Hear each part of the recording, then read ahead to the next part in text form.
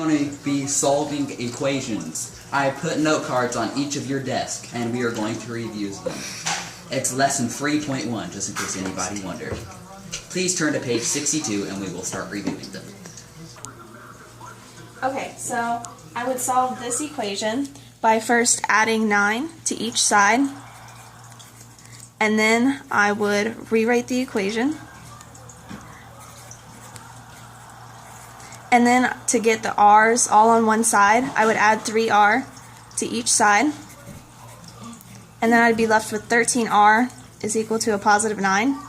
And I would just divide by 13, which leaves me with 9 over 13. Okay, so for this equation, to find the area, you take length times the width, but to solve for the width, you'd have to divide by the length. And so area, or the width would equal area divided by the length. Mr. Min, I'm super confused. With my equation, I have a fraction on each side. How would I even solve that? Well, do you have the handout from class? I think so. This one? Aha, yes. Okay. So you see, you would cross multiply. So you go from here to here, and from here to here. Oh, okay, I get it. So if you cross multiply these, on one side you would have 3x, and on the other side it would be 2 times x, which would be 2x, minus 4 times 2, which would be 8. So then I would subtract 2x from each side to get x equals negative 8. Yes, that is correct. Good job, Miss Baxton. Woo! Okay, so to solve this problem, you're going to subtract 3.7 from either side, and then you're going to get negative v is less than or equal to 1.6, and then you're going to divide by a negative v, and then you're going to get v over, nope, stop recording. Okay, so to solve this equation, you have to subtract 3.7 from either side, and then you're left with negative v is less than or equal to 1.6, and you're going to divide all over by a negative 1, and then you're left with v is less than or equal to 1.6. Did you remember to flip the signs? Oh yeah, I forgot that when you divide or multiply by a negative number, you have to flip the signs. So instead it'll be v is greater than or equal to 1.6. Okay, so for this equation, you would divide by 12 from each side, and then you'd get x is greater than or equal to 5. Mr. Min, I don't understand mine again. What do I even do? Well, do you have your worksheet from last week? Yeah, right here. Okay, so you see here, you have to multiply by the 3 by each thing in there, and which property is that? Oh, the distributive property. I totally forgot. Duh. So when I come over here, it would be like negative 2 times n, which would be negative 2n. And then you'd have to multiply negative 2 by negative 3 to get a positive 6, which is greater than 12. So then I would have to subtract 6 from both sides to get negative 2n is greater than 12.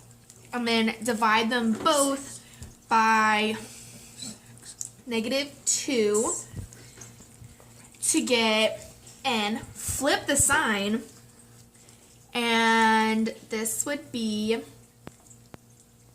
so n is less than a negative 6. No, actually, Anita, you were wrong. Flip it back open.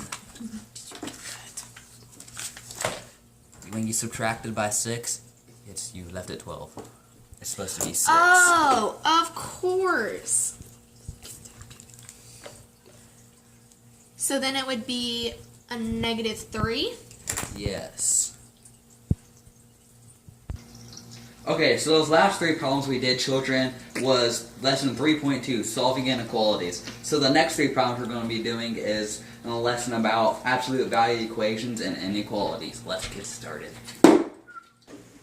Okay, so to solve this problem, I would have to add 1 to either side, and I would get the absolute value of 3 minus x, absolute value, is less than positive 1. And then to solve this equation, I would have to split it up into two different parts. And I would do 3 minus x is less than 1.